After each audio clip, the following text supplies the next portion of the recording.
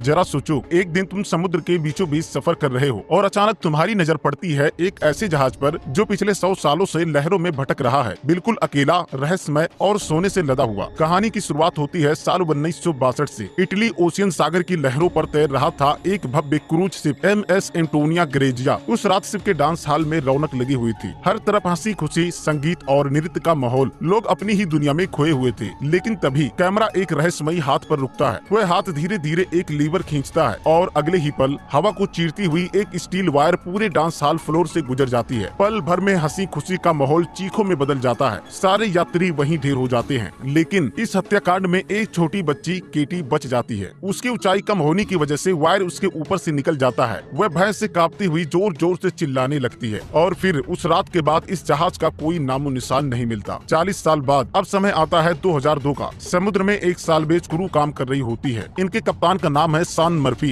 एक शख्स लेकिन समझदार लीडर। उनकी टीम किसी टूटे फूटे जहाज को किनारे तक खींच कर लाती है और इस कामयाबी का जश्न मनाने लगती है। उसी दौरान इनके सामने आता है एक रहस्यमयी शख्स, जैक फेरीमन। वह खुद को एक बेदर पायलट बताता है। जैक कहता है कि उसे समुद्र के बीचों बीच एक पुराने जहाज के बारे में जानकारी है, वही एंटोनिया ग्रेजिया जो 40 साल पहले अचानक गायब हो गया था। जैक के अनुसार उस जहाज में बहुमूल्य खजाना छिपा है। लालच और रोमांच दोनों ही चीजें सुनकर टीम मान जाती है और वे सब उसके साथ उस दिशा में निकल पड़ते हैं। कई दिनों की यात्रा के बाद जब वे उस जगह पहुंचते हैं तो पहले तो सबको निराशा होती है। वहाँ कोई जहाज नजर नहीं आता। लेकिन तभी समुद्र की धुंध के बीच से एक विशाल परछाई सामने आती है और जैसे ही वे करीब आता है सबके रोंगटे खड़े हो जाते हैं। वह वही जहाज था, एंटोनिया ग्रेजिया। पूरा का पूरा शिप बिल्कुल वैसे ही जैसे 40 साल पहले था, लेकिन समय की मार और वीरानी उसमें साफ झलक रही थी। मर्फी और उनकी टीम जहाज पर चढ़ते हैं। जहाज सुनसान था लेकिन वातावरण भारी और डरावना। चारों तरफ अजीब सी आवाजें गूंज रही थी। टीम आवाज का पीछा करते हुए एक पुराने क्लॉक तक पहुंचती है। उसका पेंडुलम अब भी हिल रहा था, जैसे किसी ने अभी अभी उसे छेड़ा हो। लेकिन जैसे ही वे करीब जाते हैं वह अचानक रुक जाता है। इतने में पास रखी मेज पर पड़े स्क्रिपल अपने आप बदलने लगते हैं और शब्द उभरते हैं, वेलकम। सबके होश उड़ जाते हैं। आगे बढ़ते हुए अचानक फ्लोर टूट जाता है और टीम का एक सदस्य नीचे गिरने लगता है। उसी समय मरीन उसका हाथ पकड़ लेती है और खींचने लगती है। लेकिन जैसे ही वह झुकती है उसकी नजर सामने जाती है। वह देखती है एक छोटी बच्ची,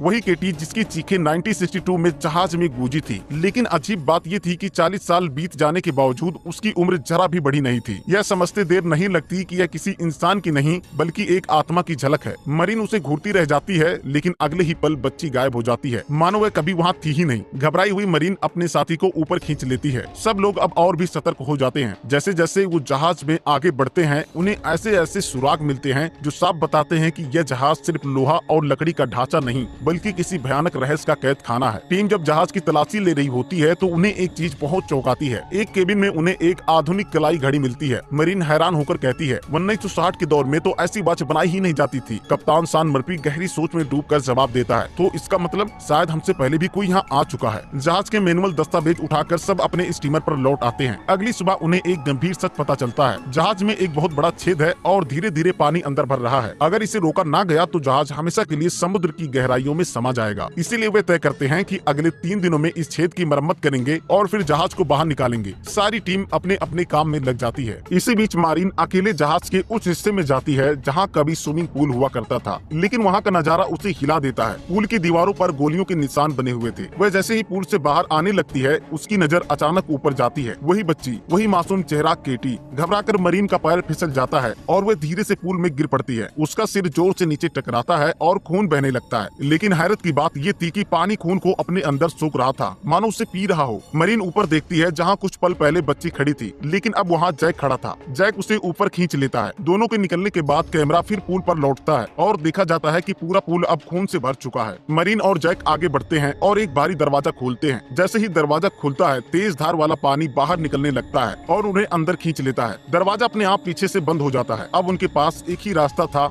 आगे बढ़ना। कुछ देर बाद वे एक बड़े केबिन में पहुंचते हैं। वहाँ रखे थे 9 विशाल लकड़ी के बक्से। बाकी साथी भी आ जाते हैं और सब मिलकर बक्से खोलते हैं और अंदर जो दिखता है वह सबको हैरान कर देता है। हर बक्से में रखा था सोने की ईंटों का ढेर। कुल 9 बक्से और हर बक्से में 28 सोने की बार, यानी खजाने का एक समंदर। सारे लोग रोमांच और लालच में डूब जाते हैं। वे तय करते हैं कि जहाज को छोड़ो, सोना लेकर ही निकल जाते हैं। सोने को उठाकर सब अपने स्टीमर में ले जाते हैं। लेकिन उनकी खुशियाँ ज्यादा देर तक नहीं टिकती। स्टीमर के अंदर गैस सिलेंडर का नॉब अपने आप घूमता है और जहाज के पूरे माहौल में गैस फैलने लगती है। उसी वक्त मरीन को फिर से केटी की आत्मा दिखाई देती है। लड़की घबराई हुई उसकी तरफ दौड़ती है जैसे उसे आगाह करना चाह रही हो, लेकिन अचानक कोई अदृश्य ताकत केटी को धक्का दे देती है और वह गिर जाती है। तभी टीम का एक साथी इंजन ऑन कर देता है और अगले ही पल भयानक धमाका होता है। स्टीमर आग के गोले में बदल जाता है और उसमें मौजूद साथी जिंदा जल जाते हैं। अब मरीन के मन में एक ही सवाल है, ये बच्ची कौन है, वह क्यों बार बार सामने आ रही है। सच्चाई जानने के लिए मरीन जहाज की पैसेंजर डेटा देखती है। वहीं उसे नाम मिलता है केटी हार्वुड। मरीन उसके कमरे तक पहुंचती है। कमरे के भीतर उसे दिखाई देता है केटी का ढांचा। अब उसे साफ समझ में आ जाता है, अब तक जो भी लड़की उसे दिख रही थी वह असल में उसी केटी की आत्मा थी जो इस जहाज में कैद होकर रह गई है। दूसरी ओर सान मर्फी कैप्टन के रूम में बैठा होता है। अचानक उसके सामने प्रकट होती है इस जहाज के पुराने कप्तान की आत्मा। वह मर्फी को शराब का गिलास पकड़ाता है और कहता है,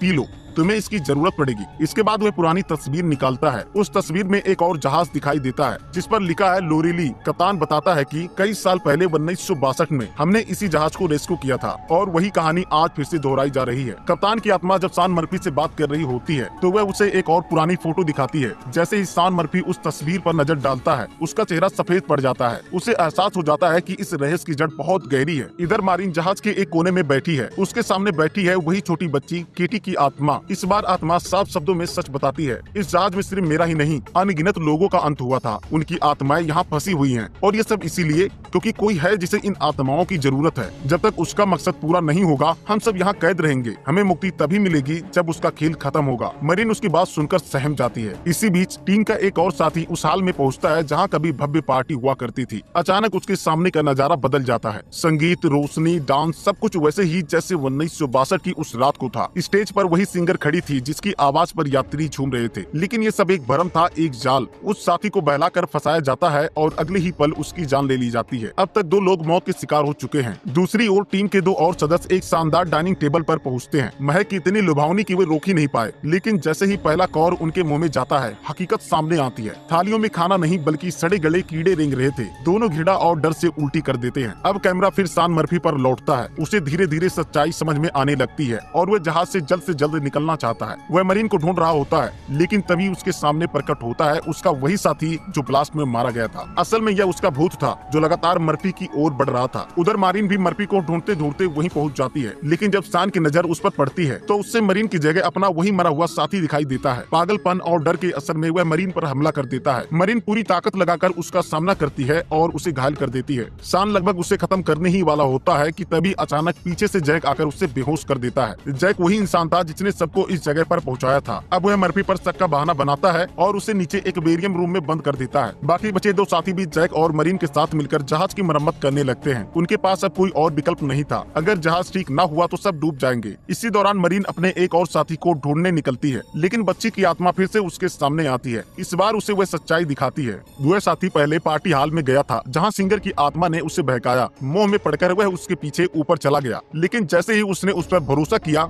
सिंगर की आत्मा ने उसे धक्का दे दिया और वह गिरकर मर गया। अब मरीन के सामने केटी की आत्मा धीरे धीरे हाथ पकड़ उसे पूरा सच दिखाती है। 1962 की उस रात में जहाज के हर हिस्से में खून और चीखें गूंज रही थी। हर यात्री को अलग अलग तरीके से मौत के घाट उतारा गया था और उनमें कैटी भी शामिल थी। वह गैंग इस जहाज पर खजाने की तलाश में आई थी। आखिरकार सोने के बक्से तक पहुंच जाती है। सोने का नजारा देखकर सबकी आंखें चमक उठती हैं। लेकिन यहीं असली खेल शुरू होता है। उसी कमरे में प्रकट होती है वही सिंगर जिसने 1962 में आखिरी बार गाना गाया था। वह टीम के एक सदस्य को सेड्यूस कर लेती है। लालच और वासना के जाल में फंसकर वह आदमी अपने ही साथियों पर हमला कर देता है और उन्हें बेरहमी से मार डालता है। लेकिन सच्चाई ये थी कि सिंगर को उसकी वफादारी की परवाह नहीं थी। जैसे ही वह आदमी उसके लिए सबको खत्म करता है वह सिंगर की आंखों में लालच झलकता है। वह मानने लगती है कि अब सारा खजाना सिर्फ उसी का है और अगले ही पल वह उसी आदमी को धोखा देकर मार डालती है। सिंगर को लगता है कि अब जहाज और सोना पूरी तरह उसी का है, लेकिन तभी परछाइयों से बाहर आता है असल खेल का मालिक, वह शख्स जिसने पूरे जहाज की तबाही का प्लान रचा था। वह बिना कुछ कहे केवल एक हल्का इशारा करता है और उसी इशारे के चलते सिंगर की मौत हो जाती है। यानी अब खेल पूरी तरह उसी आदमी के हाथ में था। इसी बीच केटी की आत्मा मरीन के सामने प्रकट होती है। वह उसे उस आदमी का असली चेहरा दिखाती है। मरीन सन्न रह जाती है। वह कोई और नहीं बल्कि जैक है। हाँ, वही जैक जिसने उन्हें सोना दिखाने का लालच देकर यहाँ तक पहुँचाया था। अब मरीन को साफ समझ में आ जाता है उसका साथी सान मर्फी बिल्कुल निर्दोष था। असल गुनहगार तो जैक है जो इंसान नहीं बल्कि एक दुष्ट आत्मा है। मरीन जैसे ही सान को बचाने के लिए एक बेरियम रूम की तरफ दौड़ती है उसे बहुत देर हो चुकी होती है। सान की मौत हो चुकी थी। उसके हाथ से तैरती हुई नीचे गिरती है वही फोटो जो जहाज के पुराने कप्तान ने दी थी। अब सारी गुत्थी खुल जाती है। जैक कोई इंसान नहीं बल्कि एक इविल स्पिरिट है। वह आत्माओं को अपने लिए इकट्ठा करता है। शायद किसी अंधेरी शक्ति या शैतान के लिए काम करता है, और यही वजह है कि वह इस जहाज पर हर किसी की जान लेना चाहता है ताकि उनकी आत्माएं उनके संग्रह का हिस्सा बन जाए। मरीन अब अकेली रह जाती है। वो अपने साथी से कहती है, जैक पर नजर रखना, मैं दूसरे को ढूंढने जा रही हूँ। लेकिन जब वो जहाज के नीचे पहुँचती है तो उसे पता चलता है कि उसका दूसरा साथी पहले ही जैक का शिकार बन चुका है। इसी बीच जैक उस जगह पहुँचता है जहाँ मरीन का साथी उसकी निगरानी कर रहा था। दोनों में बहस होती है और फिर झड़प। गुस्से में मरीन का साथी जैक पर गोली चला देता है। वह समझता है कि जैक मर चुका है, इसीलिए वह वहाँ से निकल जाता है। अब मरीन जानती है कि इस जहाज से बाहर निकलने का केवल एक ही तरीका है, इसे हमेशा के लिए खत्म कर देना। वह जहाज के अलग अलग हिस्सों में बम लगाना शुरू कर देती है। हर कोने, हर डेग में विस्फोटक फिट कर दिए जाते हैं। उसी समय उसका वही साथी जिसने जैक पर गोली चलाई थी उसके पास वापस आता है। मरीन का साथी उससे कहता है, हमें जहाज को उड़ाना नहीं चाहिए, अगर ये से बच गया तो शायद हम भी बच सकते हैं। लेकिन मरीन उसकी बात नहीं मानती। उसकी आंखों में दृढ़ निश्चय था, नहीं, ये जहाज तबाह होकर ही रहेगा, क्योंकि इसके भीतर अनगिनत आत्माएं कैद हैं। अगर इसे नष्ट नहीं किया गया तो जैक और भी लोगों को यहाँ फंसाकर लाएगा, उन्हें मारेगा और उनकी आत्माएं हमेशा के लिए इस जहाज में कैद हो जाएंगी। मरीन का साथी कुछ कह पाता उससे पहले ही उसका चेहरा बदलने लगता है और अगले ही पल सामने खड़ा होता है जैक, यानी उसने उसके साथी को भी धोखे से मार डाला था। जैक मुस्कुराता है और मरीन को कहता है, तुम और मैं एक जैसे हैं। जैसे तुम डूबे हुए जहाज इकट्ठा करती हो, वैसे ही मैं आत्माओं को इकट्ठा करता हूँ। पहले मैं भी इंसान था, लेकिन मैंने बहुत पाप किए और सजा के तौर पर मुझे ये काम सौंपा गया। अब मैं सोल कलेक्टर हूँ, मुझे आत्माओं की जरूरत है और इसके लिए ये जहाज ही मेरा औजार है। तुम इसे उजाड़ना चाहती हो, लेकिन मैं ये कभी नहीं होने दूंगा। जैक उसकी ओर बढ़ता है और उस पर हमला कर देता है, लेकिन मरीन हिम्मत नहीं हारती। वह एक एरो उठाकर जैक के पैर में घोंप देती है। जैक दर्द से तड़प उठता है और उसी क्षण मरीन वही एरो रिमोट कंट्रोल की ओर निशाना साधकर मार देती है। रिमोट का बटन दबता है और जहाज के हर हिस्से में धमाका ब्लास्ट होने लगता है। मरीन खुद भी जहाज से कूद जाती है। पानी में गिरते ही चारों ओर आग और विस्फोट की लहरें उठने लगती हैं। पानी के भीतर मरीन फंस जाती है। उसके सांस टूटने लगती है। तभी उसके सामने प्रकट होती है वही छोटी बच्ची केटी। उसकी आत्मा मरीन का हाथ पकड़कर उसे ऊपर की ओर रास्ता दिखाती है। बहुत मशक्कत के बाद मरीन सतह पर पहुंचती है। वह देखती है कि जहाज ध्वस्त हो चुका है और उसके साथ साथ उसमें कैद सभी आत्माएं आजाद हो रही हैं। चारों तरफ उजाला फैल जाता है। हर आत्मा स्वर्ग की ओर बढ़ने लगती है। उनमें केटी भी थी, जिसने आखिरी पल तक मरीन का साथ दिया। दरअसल बाकी आत्माएं जैक की गुलाम बन चुकी थी, लेकिन केटी एक पवित्र आत्मा थी। वह गुलाम नहीं बन पाई और इसी कारण बार बार मरीन की मदद करती रही। आज उसी की वजह से सबकी आत्माएं आखिरकार आजाद हो चुकी थी। मरीन एक लकड़ी के बॉक्स के सहारे समुद्र में तैरती रहती है। काफी देर बाद उसे एक जहाज देख लेता है और ऊपर खींच लिया जाता है। बेहोशी की हालत में उसे अस्पताल ले जाया जाता है। जब वह होश में आती है तो देखती है उस जहाज का सारा सोना एक नए जहाज में लादा जा रहा है। सोना वही लालच का हथियार। जैक की आत्मा अब भी जीवित थी और वह फिर से इसी सोने के सहारे नई आत्माओं को फंसाएगा, उन्हें मारेगा और हमेशा के लिए कैद कर लेगा। मरीन घबराकर सबको रोकने की कोशिश करती है, लेकिन किसी को उसकी बात पर विश्वास नहीं होता और तभी भीड़ में से गुजरता है वही शख्स जैक। वह मुस्कुराते हुए जहाज पर चढ़ जाता है। मरीन उसे देखती रह जाती है। उसकी चीखें किसी ने नहीं सुनी। तो यहीं पर